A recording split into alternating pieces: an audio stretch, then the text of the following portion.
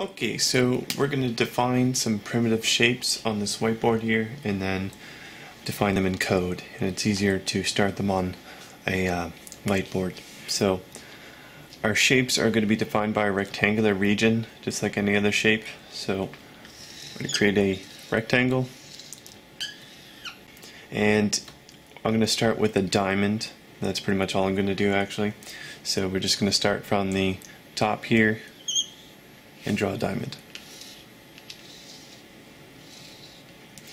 And so the first vertex here is going to be 50% on the X of the rectangle and 0 on the Y. So I'm just going to write down 0. I'm not actually going to do that because that's wrong. I'm going to write down 50% and then 0. And then this vertex right here, it's going to be 100% on the X and 50% on the Y. So I'm just going to write down 100% and then 50%. And the last vertex down here, which is not really the last, it's the second last, it's going to be 50% on the X and 100% on the Y. And the actual last vertex over here is going to be 0 on the X and 50% on the Y. And now that you've got your percentages mapped out and whatnot, you can define these vertexes or vertices in code. We're going to assume that the rectangular region can be resized, so we're going to have to use percentages. Everything's going to be defined by the rectangle size. Okay, so let's take a look at the draw diamond method here. And the draw diamond method accepts a graphics object and a rectangle just to define the actual shape. And we're going to call this method in the onPaint event. And we're going to pass in the native graphics object and the client rectangle of the form, which is everything except for the borders of the form. Okay, so the first thing that I'm going to do is I'm going to define the shape itself. You need to define it on every paint because the form may have resized. I've got my points here. I'm defining a point array, and I'm going to place my points like this just so you can comment it and take a better look at the points. So I've only commented 2 points, the upper middle and the lower middle vertices, which are just easy to comment. Sometimes you might have significant points in your more complex polygon.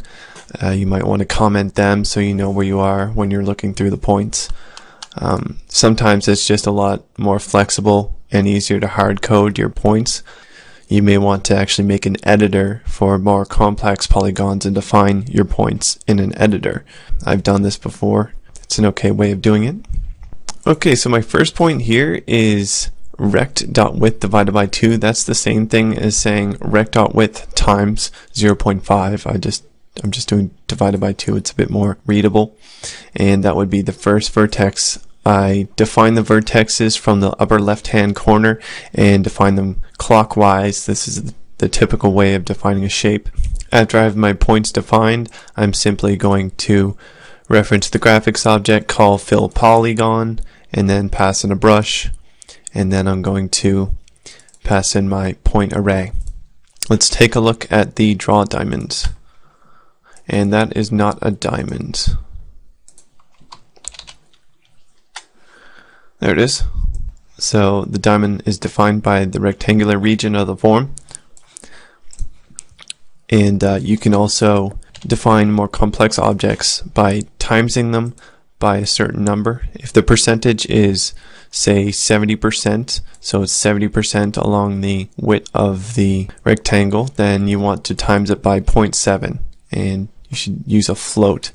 In the case where the draw arrow method was used, I had to specify the location of the rectangle, but in the current case I really don't need to.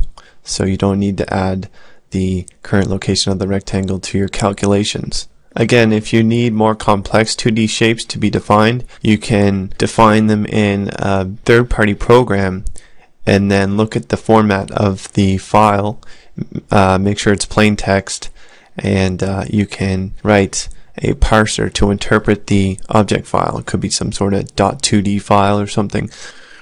So I'm going to show you the flexibility that you get if you are to use the rectangle's position in your calculations. So I'm just assigning the client rectangle to my own rectangle, and of course this is a value type. It's going to be copied to the new rect object, and I'm going to inflate the rectangle by -50, and that's just going to shrink the rectangle really. And the arrow is going to be positioned center in the form, specifically because of my calculations.